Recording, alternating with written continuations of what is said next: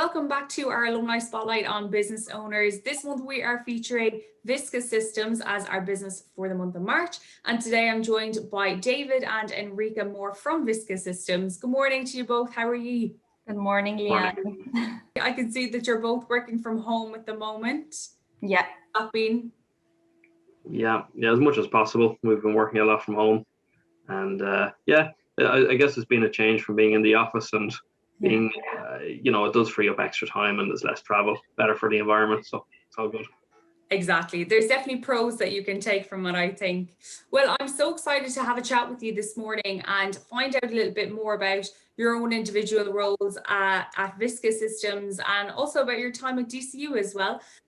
So, Enrika, you're a two-time graduate of DCU. You did a BA in Languages and International Communications in 2010. And then 2 years later went on and did a master's in translation technology. So you must have lots of recollections from campus life at DCU.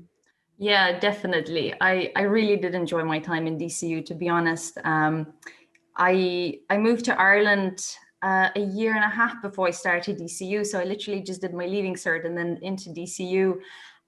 So I've actually, the first time I went to DCU is when I moved there, when I moved onto the campus, and I loved it straight away. Like, I love the campus, I love the size of it.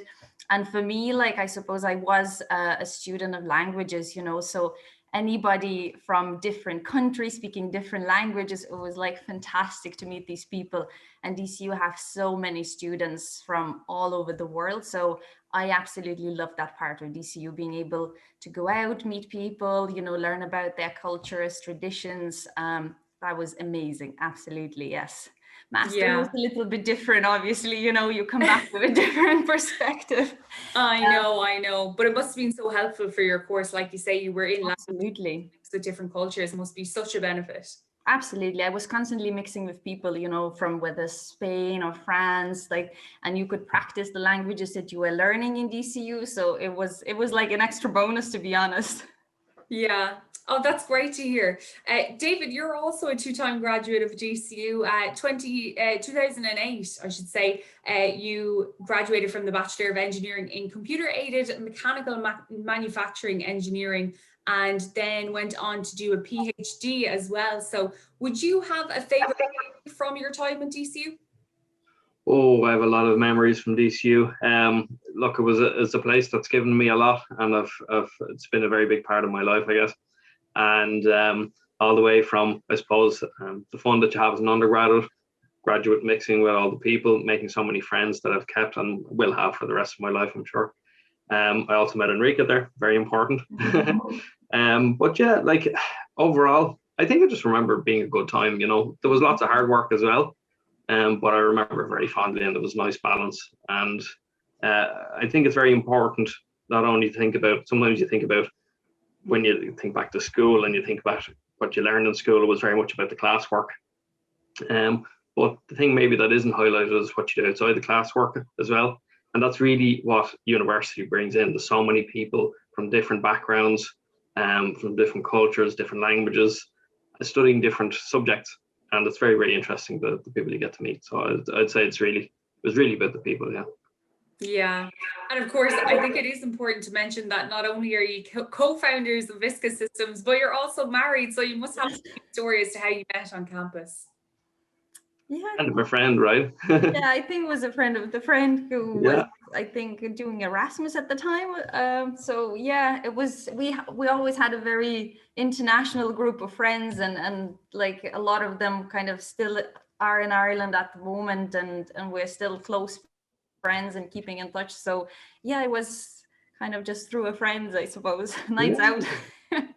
Great. And here you are now, so many years later as co-founders. We'll get a bit to, what you do with Viska Systems in a couple of minutes' time, but I want to know more about what your plans were after you graduated DCU. Did you have something in mind? Because I know that it wasn't a straightforward jump into Viska Systems. There was a bit of time in between. So what were your plans, I suppose, for after you graduated? I suppose when I did my undergrad, to be honest, I would say I was a little bit lost when I graduated. I really struggled to find how to apply my degree at the time. And I kind of spent, I think, probably about 3 months, I don't know, trying to figure it out what I want to do with it. Do I want to go continue with my studies? Do I want to go work now? So I think after I finished my undergraduate studies, I probably had a year where I was kind of doing part-time jobs, studying part-time, like different things like project management, and trying just to really get my head around what I want to do. And then I did an internship in a translation company, and I kind of was like, oh, you know what, I could apply my degree here somehow. Not working as a translator, I was in a managerial role, so I was like, yeah, management kind of translation works for me. I love languages, perfect. So I went on to do masters then, because I said, you know, if I do that, it'll give me a bit more insight into the translation industry. And that was fantastic. After I finished my master's, straight away, I ended up working in a translation company in Dublin. I absolutely loved my job. I loved being there. And yeah, after a few years, we got married and we had a first child. And then when you have a baby, you kind of rethink everything again. and for us at that point, it was kind of like, okay, we need to obviously prioritize things differently and see what we want to do.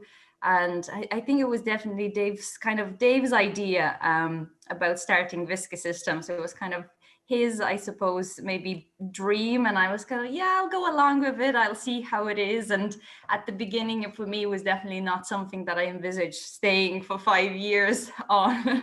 But that's kind of where it all started, I think. And David, Enrika said that it was your dream all along to kind of start this up. So tell me a little bit about the early years of Viska Systems. You set it up back in 2015, right? Yeah, 2015, that's right, yeah. I had worked while I was doing my PhD parallel in a company that made laser machines for making medical devices. And I got good exposure in there to just the industries in general, manufacturing industries in general. I was always a bit entrepreneurial. I always kind of felt at some stage I would probably do that anyway. And I was always kind of attracted to the small kind of startup scene. So I kind of felt fairly natural to go in when we spotted a kind of opportunity. And when I look back now, it was all very hazy, really, because it wasn't like a very clear cut thing. Yeah, they were going to go do this. It was more kind of, you know, it took 3 or 4 years really to find out exactly where, you know, what pain that we solve for our customers. But we know that now.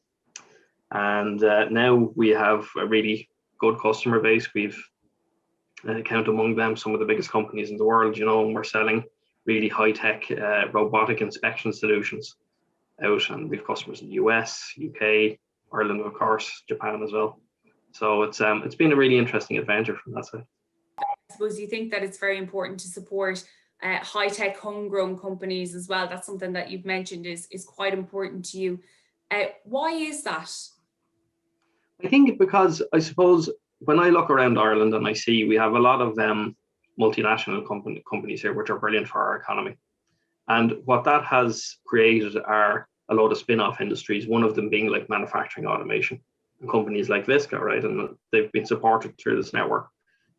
And there really are some truly world-class automation companies in Ireland, but they're really still feeding off mainly these multinationals. And I want to see more, I suppose, focus into product development and us exporting that, not just as a service, because I think it's one thing that's really gives us the ability to secure our place in the market. And we definitely have the ability. We're definitely producing, you know, graduates of the right kind of caliber. We can totally do it. We just need to shift away from just being service to more being product companies as well. But that is a different skill set, and it requires different amounts of money and different types of capital as well. We've been quite lucky in that we've been able to develop our own product. We're totally self-funded so far, apart from some grant funding from the local enterprise office. And every industry that has the ability to do that and has the customers that are able to support that as well. And they need to be better supported, you know, to scale up. I suppose for the everyday person who might not come from that background, can you give me a little explainer as to a day in your life, kind of about the products and the services that you're offering at Viska Systems? Sure. So I suppose the real pain point that we solve for our customer is that we apply quite complex technologies in an more easy to use way. I won't say totally easy to use because the technology is still maturing, let's put it that way, right? But basically what we're doing is we're taking tools, computer tools, that are able to perceive visual things, as in what you are able to see with the eye. So in the manufacturing context, you have a lot of operators manually inspecting parts, very prevalent within the medical device industry, for example. And they're very subjective, very difficult decisions to decide if a part has been made properly or not. And what we find is we're able to go to our customers and we're able to help them not only implement a new technology, but also find out and compare how that performs relative to how all the humans are performing. And that's actually the really tricky part, and how to actually build and improve their processes based on that. So that's really the pain point that we solve, as opposed to being purely just technical. It's actually around processes. So. Okay, and you've released a new product as well, and you say that it's revolutionary. So I want to ask you about that. Sure, yeah. So if you can imagine, you have a robot arm with a camera on the end, and we've had some big customers from the automotive industry that are very interested in inspecting assemblies. Currently, it's all done manually, and the reason it's still done manually is because it's actually very difficult to automate. But we've overcome a lot of those barriers through our product, which is a bit of software that goes between the robot and the camera and the computer that does all of this processing and figuring out. But we also then leverage like artificial intelligence to be able to make it easier to set up, basically. So that's kind of what it is. What we say overall is that we're able to make manufacturing automation machines move, think, and see. And that's really our tagline now. I like that. Very easy to understand, I think. And it's great to hear about everything now in your career so far and how you've built the business. But I'm sure there's been so many things along the journey, that people might not even think of. So Enrika, for maybe some current DCU students at the moment, or some of our new graduates in the alumni community, when you're looking back to yourself as an undergrad, or even when you were doing your master's and maybe trying to figure out those next steps after graduating from DCU, what advice could you give them? I'd say definitely, to be open to the opportunities, to be open to anything. Sometimes it's easy when you graduate and you have a degree in your hand and you think, okay, this is what I have to do because I have a degree in such and such area. And the reality is that you might up working in a completely different field. Like for me, that's definitely the case. I've never in my life thought that I would work in engineering industry, but I do enjoy it, and you might not necessarily use what you learned in your lectures all the time, but it's the other skills that you would have picked up throughout your college, like team working or being able to work on your own well, like different aspects like communication, anything like that. It comes really handy in like your any work, to be honest, that you would do. So I'd say just to be really open-minded and not to be afraid to try things. If you do have an opportunity and it doesn't necessarily link to your degree, go for it. Like you never know, you might be just absolutely brilliant in that area. Take the plunge, so is what exactly, yeah. Great. And if we want to find out more information about Viska Systems, where can we find you? So you can find more information on our website, www.viska.ie. We're also on all the social media platforms like LinkedIn, Facebook, Twitter, and YouTube channel as well. So that's pretty much us. Great. Well, we're looking forward to following your journey along on the website, on social media. It's been great to have you both, David and Enrika, this morning, and we're delighted to feature you as our Alumni Spotlight business owners for the month of March. Thank you. Thank you. Thanks a million for having us. Yeah, brilliant. Of course.